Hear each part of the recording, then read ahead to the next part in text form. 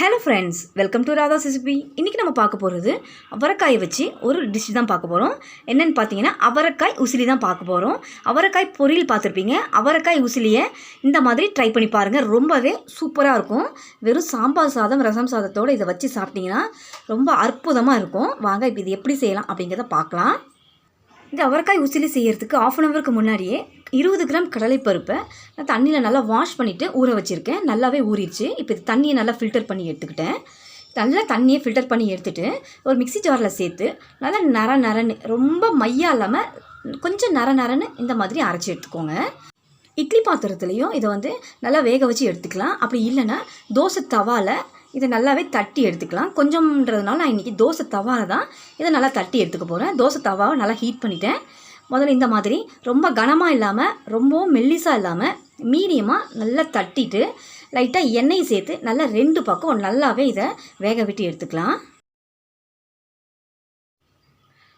One side நல்லா cook ஆகிடுச்சு. இப்போ திருப்பி போட்டு நல்லா 2 பக்கம் நல்லா குக் பண்ணி எடுத்துகிட்டு இதை நல்லா ஆற விட்டு மிக்ஸி ஜாரில் நல்லா உதிரியாக நல்லா ஒரு 2 பல்ஸ் விட்டு எடுத்து வச்சுக்கோங்க.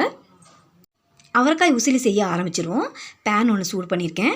அதில் 4 ஸ்பூன் அளவுக்கு சமையல் எண்ணெய் சேர்த்துட்டு எண்ணெய் சூடானதும் 1 ஸ்பூன் அளவுக்கு கடுகு உளுந்து சேர்ந்த மாதிரி இதில் சேர்த்து 2ம் நல்லா பொரிஞ்சு வந்த பிறகு ஒரு இனுக்கு கருவேப்பிலையை நல்லா கிள்ளி சேர்த்துக்கோங்க. நல்லா மணமாக இருக்கும். இப்போ இது கூடவே ஒரு 1/2 ஸ்பூன் அளவுக்கு சீரகம் சேர்த்துக்கலாம்.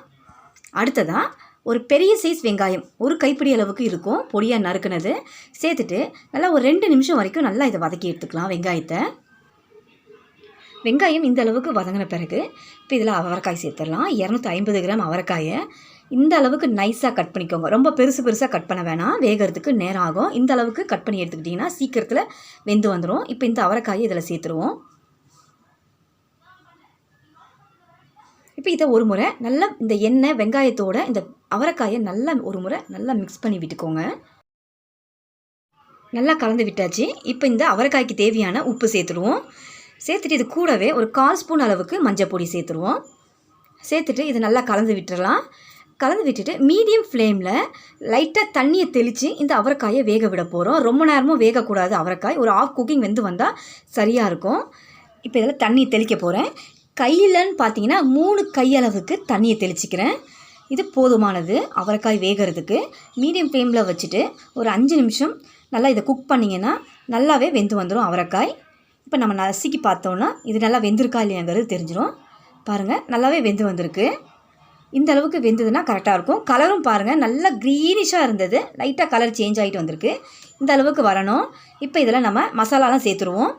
நல்லா காரத்துக்காக 1/2 ஸ்பூன் தனி மிளகாய் தூள் சேர்த்துக்கிறேன். இது கூடவே 1 ஸ்பூன் தனியா பவுடர். அடுத்து கடலைப்பருப்பை 2 பல்ஸ் விட்டு நரன்னு அரைச்சி எடுத்துருக்கேன். அதையும் நல்லா பரவனாப்பில் இதில் சேர்த்துருங்க.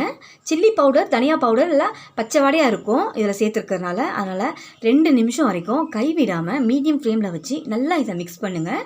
இந்த கடலைப்பருப்பும் இந்த சில்லி பவுடரும் இந்த அவரைக்காயோடு நல்லா மசாலா கோட் ஆகிட்டு வரணும். 2 நிமிஷம் வரைக்கும் கைவிடாமல் மிக்ஸ் பண்ணுங்கள்.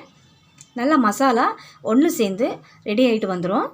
2 நிமிஷம் வரைக்கும் நல்லா கைவிடாமல் மிக்ஸ் பண்ணி விட்டாச்சு. கடைசியாக ஒரு கைப்பிடி அளவுக்கு துருவன தேங்காய் சேர்த்துக்கலாம். சேர்த்துட்டு ரொம்ப நேரம் கலந்து விட வேண்டாம். தேங்காய் துருவலை சேர்த்துட்டு அதனுடைய ஃப்ளேவர் மாறிடும்.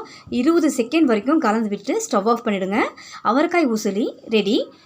இந்த வீடியோ உங்களுக்கு பிடிச்சிருந்ததுன்னா என்னுடைய சேனலை மறக்காமல் சப்ஸ்கிரைப் பண்ணுங்கள். ரொம்பவும் பிடிச்சிருந்ததுன்னா லைக் ஷேர் பண்ணுங்கள். தேங்க்ஸ் ஃபார் வாட்சிங்.